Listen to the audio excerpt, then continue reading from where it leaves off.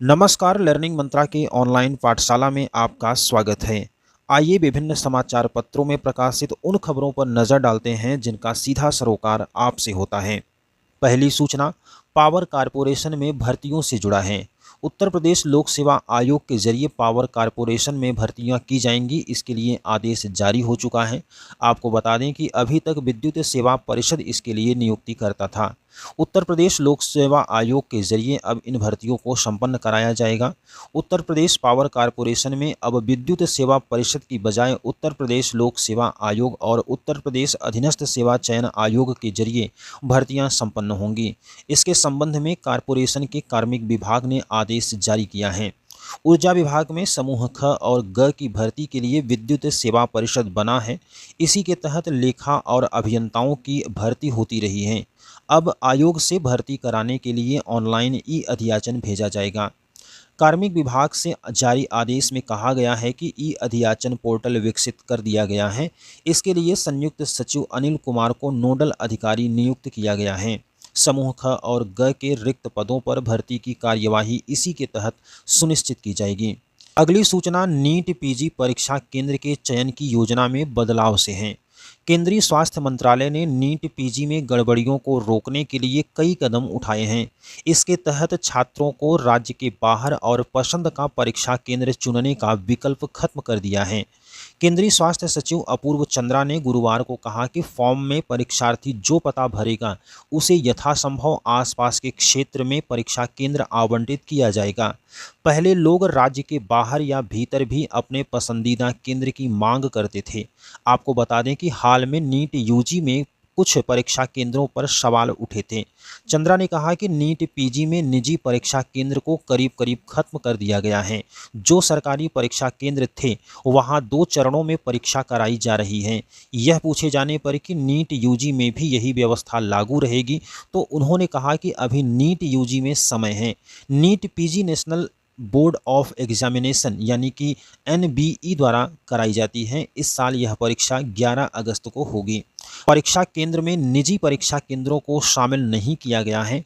राष्ट्रीय आयुर्विज्ञान परीक्षा बोर्ड के अध्यक्ष डॉक्टर अभिजात सेठ ने कहा कि बेहतर निगरानी के लिए नीट पीजी 2024 में केंद्र के लिए निजी उद्यमी संस्थानों को शामिल नहीं किया गया है। किसी भी तरह की गड़बड़ी की संभावना को खत्म करने के लिए परीक्षा 11 अगस्त को 2 पालियों में आयोजित की जाएगी। पहले यह परीक्षा एक ही पाली में होती थी। डॉक्टर सेठ ने बताया कि परीक्षा के लिए प्रवेश पत्र जारी कर दिए गए हैं। अगली सूचना हार्टिकल्चर अधिकारी परीक्षा से संबंधित है। बिहार लोक सेवा आयोग ब्लॉक हार्टिकल्चर अधिकारी की परीक्षा 12 और 13 अगस्त को होगी। इसका एडमिट कार्ड जारी कर दिया गया है। आयोग पूर्व की तरह ही इन दोनों परीक्षाओं में कलर कोडिंग का इस्तेमाल करेगी। परीक्षा के लिए 17,577 अभ्यर्थियों ने आवेदन किए हैं। परीक्षा पटना के 31 केंद्रों पर होगी। परीक्षा केंद्र पर 1 घंटे पहले प्रवेश करना होगा। विलंब से आने वालों को प्रवेश नहीं मिलेगा। इस परीक्षा से राज्य में हार्टिकल्चर अधिकारी के कुल 318 पद भरे जाएंगे। अगली सूचना बांग्लादेश में अंतरिम सरकार से संबंधित है। नोबेल पुरस्कार विजेता मोहम्मद यूनुस के नेतृत्व में गुरुवार को बांग्लादेश में अंतरिम सरकार का शपथ ग्रहण हुआ। अर्थशास्त्री यूनुस ने सरकार के प्रमुख सलाहकार के रूप में शपथ ली। बांग्लादेश के प्रेसिडेंट पैलेस बंग भवन में आयोजित शपथ ग्रहण समारोह में राष्ट्रपति मोहम्मद शहाबुद्दीन ने 84 वर्षीय मोहम्मद यूनुस को शपथ दिलाई।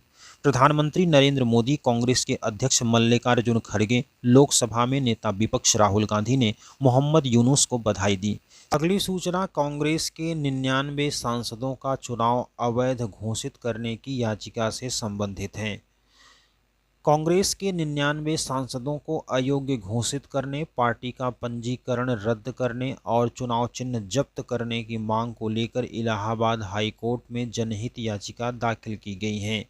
याचिका में कहा गया है कि कांग्रेस ने लोकसभा चुनाव 2024 में गारंटी कार्ड जारी किया, जिसमें गरीब, पिछड़े, दलित और अल्पसंख्यकों को चुनाव के बाद 8,500 रुपये प्रतिमाह देने का झूठा वादा कर वोट देने का लालच दिया गया। यह कार्य लोक जनप्रतिनिधि अधिनियम का उल्लंघन है। याचिका सामाजिक कार्यकर्ता भारती सिंह की ओर से अधिवक्ता ओपी सिंह और शाश्वत आनंद ने दाखिल की है। याचिका में कहा गया है कि कांग्रेस पार्टी ने गारंटी कार्ड जारी किए जिस पर कांग्रेस के अध्यक्ष मल्लिकार्जुन खड़गे और राहुल गांधी ने हस्ताक्षर किए हैं।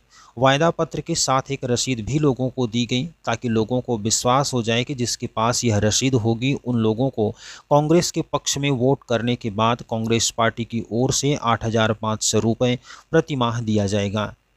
याची का कहना है कि इस संबंध में पूर्व में चुनाव आयोग से शिकायत की गई थी।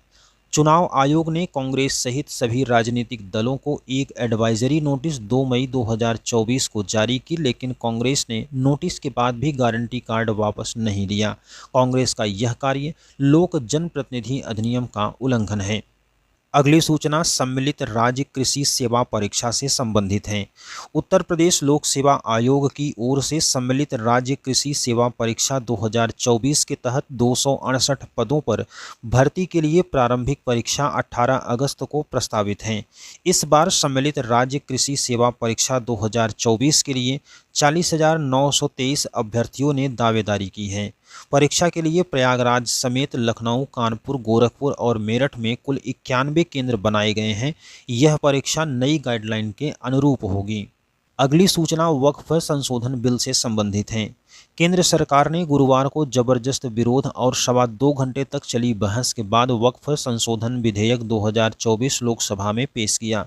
सरकार ने विधेयक को संसद की संयुक्त संसदीय समिति को भेजने की भी सिफारिश की।